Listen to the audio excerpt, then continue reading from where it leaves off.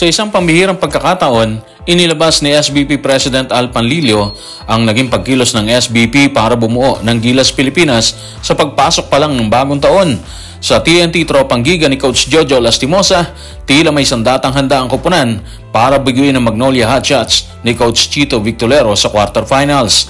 Tutukan po natin yan. Napapalapit na unang window ng 2025 FIBA Asia Cup Qualifiers kung saan makakabakbakan ng Gilas Pilipinas ang Hong Kong at Chinese Taipei. Hindi na ikinaila ni SBP President Al Panlilio na kinausap na nilang stakeholders pagpasok pa lang ng bagong taon. Ano mga sinabi niya tungkol dito? Tignan po natin ang sinabi niya sa Power and Play ni Sir Noli Iyala na nakareport kay Richard D. sa The Manila Times.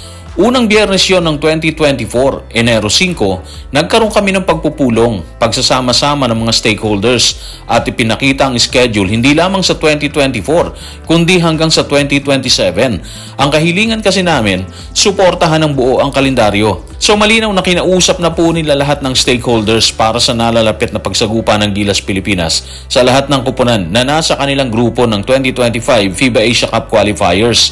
Isang indikasyon po yan na seryoso sila sa paparating na torneo. Malaking bagay po yun kasi mula sa pag-uusap, bubuo po sila na isang maayos na kupunan kasama ang coach na hanggang sa kasalukuyan ay hindi pa pinangangalanan. Binanggit din po niya ang minsan ay sinabi ni Ms. Erica D na plano hanggang 2027 or yung World Cup. Patunay pa rin po yan na may matinding pagkilo silang ginagawa habang tahimik ang lahat na naghihintay sa magiging anunsyo ng pamunuan ng SBP. Sa interview na isinagawa ni Snow Badu kay SBP Executive Director Erica D sa kanyang column sa Spin.ph, nabanggit doon na tila may napusuan na ang SBP na magiging coach ng Gilas Pilipinas. Kung si SBP President ba tatanungin natin, sino sa palagay niya ang fit bilang head coach? Ito po ang sinabi niya sa Power and Play ni Sir Noli Iyala na nakareport kay Richard D. sa The Manila Times. Inaayos pa rin namin ang ilang mga detalye. So mula mismo kay SBP President Al Panlilio, pinaplansya po nila ang mga detalye bago nila tuluyang ilabas ang pangalan or bago nila pangalanan ang susunod na head coach ng Gilas Pilipinas. Ang dating po sa akin yan is ayaw nila magkamali. Sinisiguro talaga nila ang bawat takbang na gagawin or ginagawa po nila sa kasalukuyan. Marahil kasi natuto na po sila sa nangyari dati na puro batikos ang nakuha po nila, lalo na nung biglang magpalit ng coach habang hawak po yan ni Coach Tab Baldwin. Kung hindi pa nila pinapangalanan ng magiging coach, paano naman ang mga players? Nahihirapan din ba sila sa pagpili kung sino ang kukuhanin para makasama sa hanin ng Gilas? Ito po ang sinabi ni SBP President Al Panlilio sa Power and Play ni Sir Noli Iyala na nakareport sa The Manila Times sa pamamagitan ni Richard D. Yung challenges sa scheduling, commitment ng mga players, yun ang talagang dapat nating tingnan. Actually, mahirap talaga pagkuha ng players ngayon kasi una, hindi natin alam kung saan sila huhugot, no? Kung huhugot ba sila sa PBA na lang lahat or magkakaroon ng selection, di ba? Ibig sabihin, pwede mula sa PBA ang karamihan at hinaluan ng mula sa college. Medyo mahirap kasi tulad ngayon, pumasok na sa quarterfinals ng PBA. Lahat ng team abala, di ba?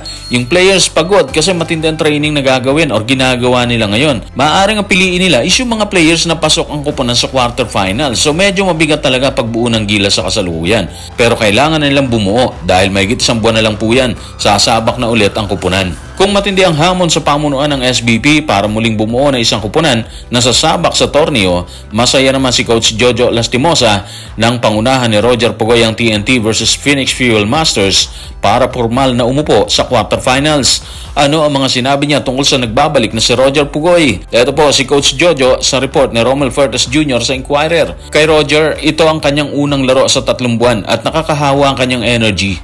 Si Roger bilang si Roger, kung hindi siya maka-score, maglalaro siya ng depensa buong gabi. Magandang makita nakabalik na siya. Malaking bagay po talaga si Roger Pugoy. Ang laki po ng iniambag niya versus Phoenix. Nagtala po siya ng 11 points, 3 rebounds, 3 assists at 2 steals sa loob po yan ng 20 minutes na paglalaro sa loob ng court. Matindi rin, di ba?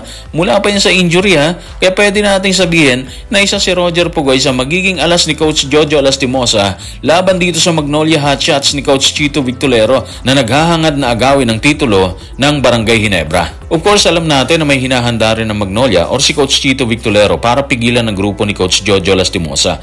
Pero wag ka siguro kasi nagbabago po ang laro kapag nandito na sa quarterfinals. Nung hindi pa nakakabalik si Roger Pugoy sa TNT, bunga ng pagkakaroon ng myocarditis na ayon sa doktor ay tatagal ng 6 na buwan. Ano ang nasa isip ni Coach Jojo Lastimosa? Inakala ba nila na makakabalik sa loob lang ng 3 buwan si Roger Pugoy para makatulong sa kanila? Tignan po natin ang sinabi ni Coach Jola sa report ni Romel Fuertes Jr. na Inquirer. For a while, naisip namin na matatagalan ng pagbalik ni Roger. Ang unang prognosis kasi 6 na buwan. 6 na buwan siyang mawawala pero nakabalik siya kagad sa loob lang ng 3 buwan. At magandang balita yun para sa amin. Hindi lang sa career standpoint, kundi para din sa kalusugan ni Roger.